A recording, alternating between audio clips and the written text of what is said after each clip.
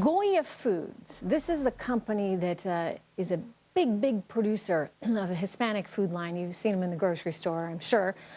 You know, Goya is actually pulling its sponsorship of a parade it's been long affiliated with, New York City's Puerto Rican Day Parade, and they're pulling sponsorship for the first time in 60 years. The company says it's, quote, for business reasons, but you know, this parade has come under a whole lot of fire.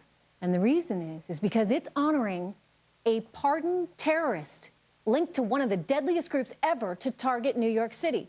Oscar Lopez Rivera recently had his 70-year sentence pardoned by President Obama. He had been in prison for 36 years on conspiracy charges for his ties to a Puerto Rican nationalist group, which was responsible for more than 100 bombings in the 70s and 80s, including one at NYPD headquarters that maimed an officer and another that killed 4 people.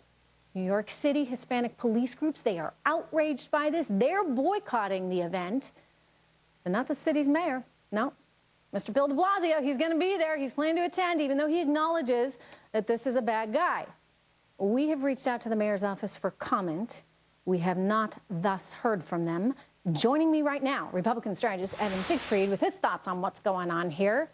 Why is New York City's Puerto Rican Day Parade honoring a guy that is responsible for these deaths? Well, because in the view of many Puerto Rican lawmakers here in New York, he's not a terrorist. He's just misunderstood and a political prisoner. That's like saying Khalid Sheikh Mohammed is a political prisoner. He was an unrepentant, and he still is unrepentant, for his role in the bombings that killed people. And it's not just in New York City. His group, FALN, bombed across the country. In New York City, they bombed France's Tavern in the late 70s, which actually killed 4 people and injured 20 more. It was a shrapnel bomb, the kind we see being used against Israelis on the street. So Goya Foods is now pulling their sponsorship. They're saying it's for business reasons. I'll tell you, this is a business reason right here. You don't necessarily want to be associated with a parade that's out there honoring this guy.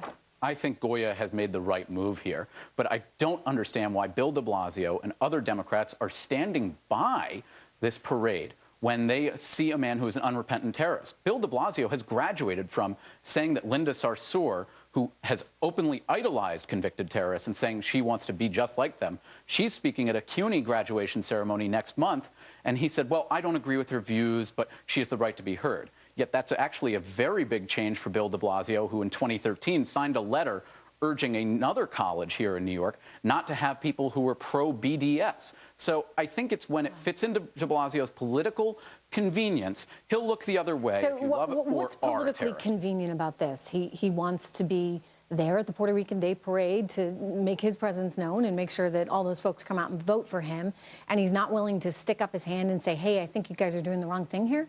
He doesn't want to upset them. He wants to have the best relationship with everyone he can, and he doesn't want to stand on principles, because Bill de Blasio doesn't have any principles. Even Democrats. Best relationship, it depends on what side of the aisle. I don't think he wants to have a good relationship with Wall Street. I don't think he wants to have a good relationship he wants Wall Street's money. Those folks that actually pay a lot in the way of taxes in New York City. He wants to have politically expedient relationships, and this is part of it. Oh, it's absolutely part of it. Bill de Blasio and other Democrats have nationalized people like Oscar Lopez Rivera. Wow. All right. Well, Evan, thank you very much. An interesting story to keep an eye on. Like we said, we did contact the mayor's office. He still has a chance to change his mind. He hasn't even made it in the office yet.